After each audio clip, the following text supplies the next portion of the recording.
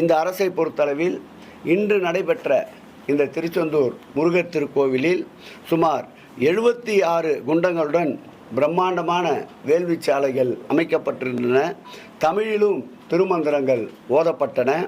வேள்விச்சாலை முதல் குடமுழுக்கு வரை அன்னை தமிழ் வேத மந்திரங்கள் 12 பெண் ஓதுவார்கள் உட்பட 108 ஓதுவார்களை கொண்டு வெகு சிறப்பாக நடத்தப்பட்டது என்பதை மகிழ்ச்சியோடு தெரிவித்துக் கொள்கிறோம்.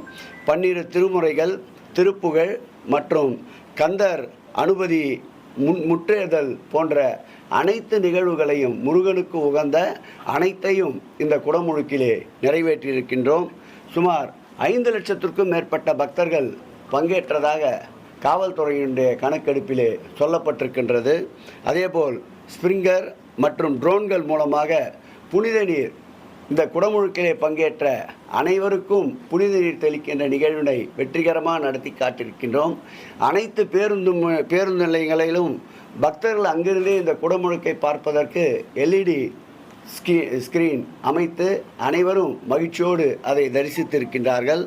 பக்தர்களுக்கு தேவையான குடிநீர் வசதி, கழிப்பிட வசதி, சுகாதார வசதி, பேருந்து வசதிகளை முறையாக திட்டமிட்டு முன்கூட்டியே செய்திருக்கின்றோம். பக்தர்களுக்கு 5 இடங்களில் அன்னதானம் வழங்கியிருக்கின்றோம்.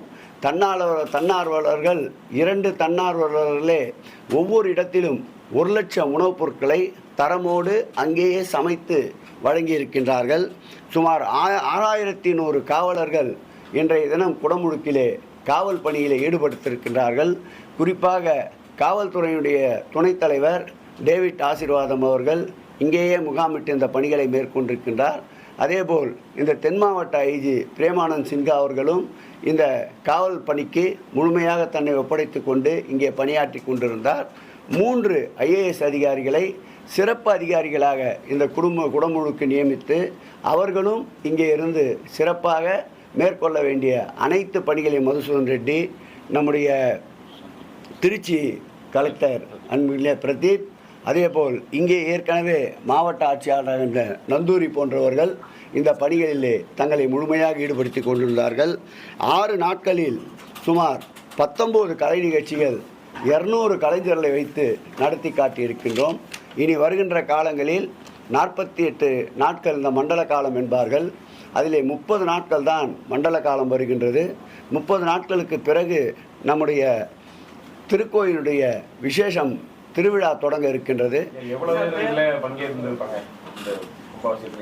5 லட்சத்திற்கும் மேற்பட்ட பக்தர்கள் என்று காவல்துறை புள்ளி விவரம் தந்திருக்கின்றது. முழுமையாக இன்னும் இவ்வளவு என்று தரவில்லை. இனி தரிசனம் மாலைக்கு மேல் என்றதால் இனி அதிக அளவு கூட்டம் வரும் என்று எதிர்பார்க்கின்றோம்.